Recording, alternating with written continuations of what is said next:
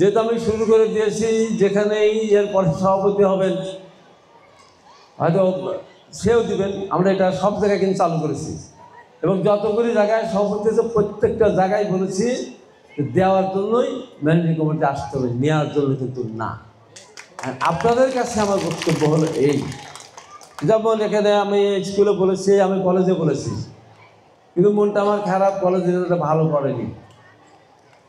তারপরও চেষ্টা হঠাৎ করে বললে তার হয়ও না, এখন থেকে চেষ্টা করবে যে এসএসসি পরীক্ষার আগে 2-3 মাস ক্লাস হয় না, তখন ওই সময় কোচিং করার জন্য আমি বলেছিলাম, যেটা আমাদের প্রধান শিক্ষক বলেছেন যে বাচ্চাদের কোচিং করাবেন, বাচ্চাদের কাছ থেকে আপনারা টাকা নেবেন না, আপনাদের প্রতিষ্ঠানের পক্ষ থেকেও টাকা দিতে হবে না, ওই টাকাটা আমি দেবো।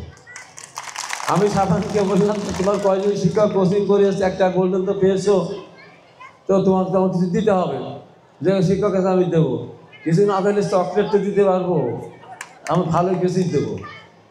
আর আমার দার্জিলিংয়ের শিক্ষক প্রধান অধ্যক্ষ আছেন, আমি তার কাছে চকলেট খাবো, ভালো রেজাল্ট করেনি, ভালো রেজাল্ট না করলে কিন্তু আবার উল্টো চকলেট দিতে হবে।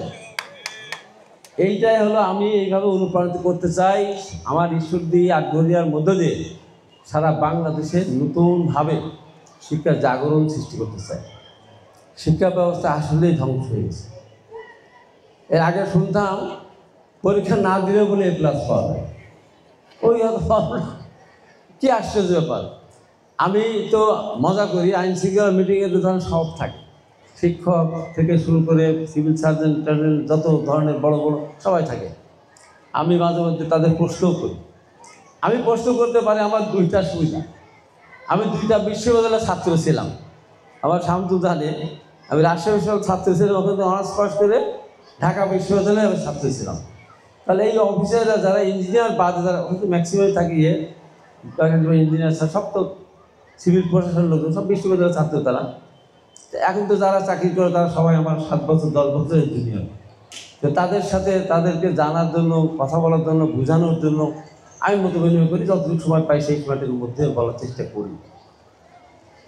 আমার মূল উদ্দেশ্যটা থাকে যে স্কুলগুলিতে মাঝে মধ্যে আপনারা গিয়ে পরীক্ষা নেন, হঠাৎ করে শিক্ষকদের প্রতি আমার সম্মানের জায়গা থেকে বলবেন করেছি, এই যে সভাপতি হবে তাকে নিজের পকেট থেকে টাকা খরচ করে মানসিকতা থাকতে হবে। শিক্ষা প্রতিষ্ঠানকে যদি আমরা সেইভাবে গড়ে তুলতে চাই, প্রত্যেকটা শিক্ষা প্রতিষ্ঠান সেইভাবে গড়ে উঠতে হবে। আমাদের এখন থেকে চিন্তা করতে হবে, আমরা এই সমস্ত অসৎ পথে যাব না, লেখাপড়াকে সামনের দিকে আমরা এগিয়ে যেতে চাই। তাই আজকে আমি কথাগুলো বললাম, যেহেতু এখানে গার্জিয়ান আছে, কিনে দেন, তার মা যদি একটা সেলাই মেশিন দিয়ে কিছু কাজ করতে, সেলাই মেশিন কিনে 10 জন মিলে করেন, কোনো সমস্যা নেই। এইভাবে আপনারা, আমি চেষ্টা করছি, এটা আমার একটা আন্দোলন। আমার ঈশ্বরদী আটঘরিয়া দিয়ে আমি শুরু করছি, পাবনা জেলা দিয়ে যদিও আমি ঈশ্বরদী শুরু করছি। ইনশাআল্লাহ দোয়া করবেন, আমি প্রত্যেকটি প্রতিবন্ধীর বাড়িতে আমি পৌঁছাবো কিছু না কিছু, এবং প্রতিবন্ধীর বাবা মা যেন মনে না করে এই সন্তান আমার জন্য বোঝা, ও যদি মনে করে যে সন্তান আমার সম্পদ, আমাদের সমাধান করার আমি চেষ্টা করবো। আল্লাহ আগে বাঁচাবো, কেন দিব না? দেশের জন্য কষ্ট করেছি, মুক্তি দেখেছি, আন্দোলন করেছি, সংগ্রাম করেছি, রাস্তায় টাকির তলা পিছতে হয়েছে, মার খেয়েছে, হাসপাতাল দিয়েছে, কেন আমার এলাকার কাজ হবে না? এই জন্য আমি আপনাদের কাছে এইটুকু বলবো যে এর ভেতরে যারা আছেন মেধাবী, যারা ফর্ম করতে পারবেন না, এসএসসি পরীক্ষা ফর্ম করতে পারবেন না, এসএসসি পারবেন না, ভর্তি হতে পারবেন না, হয়তো ভর্তি করে দিয়েছেন গার্লস কলেজে বা মহিলা কলেজে বা যে কোনো জায়গায়, ড্রেস কিনতে পারছেন না, আমি ওপেন বলছি, ইনশাল্লাহ আমাকে বলবেন, আমি যতটুকু পারি আমি প্রত্যেকের পাশে দাঁড়ানোর চেষ্টা করব।